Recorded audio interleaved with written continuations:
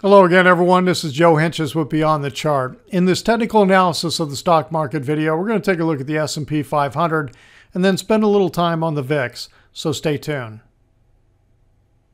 All right, let's start off here with the SPX. This is the daily chart. We'll take a look at a weekly here in a minute. You can see it's, I had a nice little couple-week move to the upside here. Thursday, Friday, nice push up. It was up 9 points on Friday. Closing new all-time high both on a daily and a weekly basis, 2439.07. Now, my preferred count is I've got this labeled as if minor wave 4 completed over here on March 27th. Now, let me zoom back out a little bit. The thing that bothers me about that is it's very shallow versus what I was expecting. I was expecting it to pull back down into this consolidation in here. And the time frame is very brief. But, that's I'm labeling it that way for now until something else shows up. I've got an alternate count down here. But the big thing that's really on my radar screen is this pattern that's showing up right here. This looks like a series of 3 waves to me. And it looks like a broadening a broadening diagonal triangle.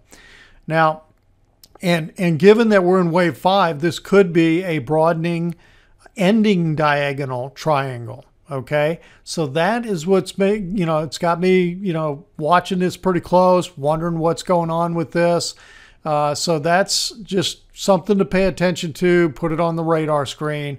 Let's take a look at the weekly chart. Here's the weekly chart. You can see it's pushing up nicely. Here's where I've got that wave 4 completed here. But again, very shallow as opposed to what we had over here for wave 2. But either way, it's showing that we are in the 5th minor wave of the 5th intermediate wave, which means we're getting very close to the top. So that's what's happening with the S&P 500. Let's take a look at the VIX. Now, a lot of people have been talking about the VIX. We've been talking about how low it is. Friday it closed at 9.75.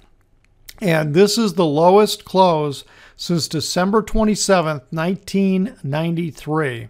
So a long time, but about 23 and a half years. And the interesting thing, we'll look at this in a minute, there's been only 3 other days in history of the VIX which closed lower than this, and those were 2 days just prior to the 27th. Let's go back to December 27th, 93. Let's go back real quick and take a look at that period of time. I've got this line drawn at the 10 level. That's 2006. We clustered closely in that area 2006 prior to spiking up in 2007.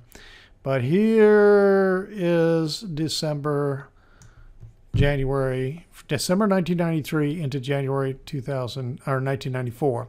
So here's the cluster we had, and 9.70, and then we had 2 little lower closers in his. These are the only other 3 days that were lower than our close of 9.75, which happened on Friday.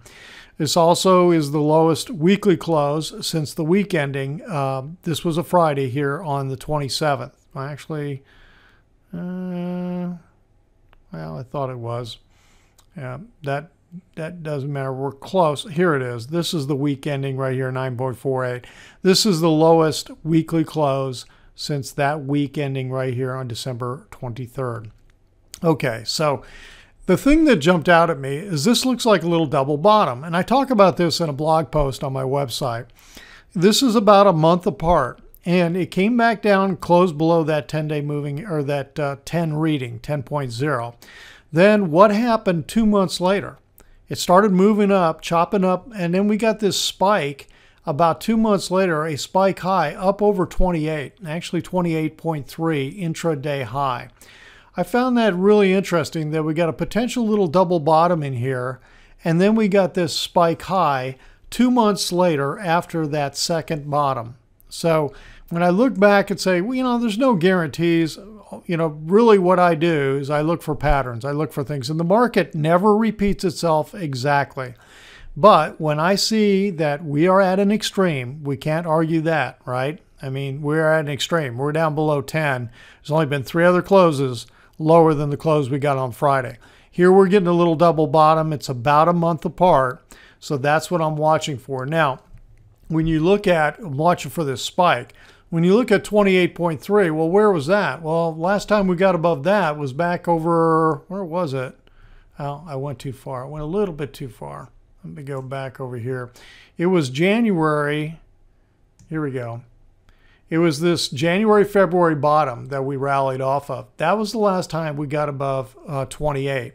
So you could see the kind of spike and the kind of selling that was occurring at that point. Now, when we talk about being at an extreme 9.75, yes, we are. And if you go back to the whole financial crisis in 2008, 2009, what was the spike high?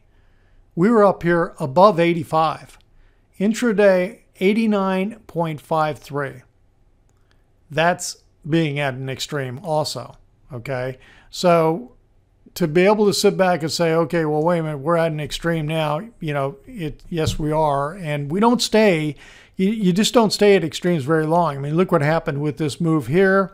And now we are getting this second bottom down in here. So anyway, I wanted to talk about that a little bit because I think this is something to just be paying attention to. A lot of folks are trying to figure out why are we, down here? Why are we so low? And we've been down in this low readings, like below, 12, 11 and a half, that kind of thing, off and on for over the last several years.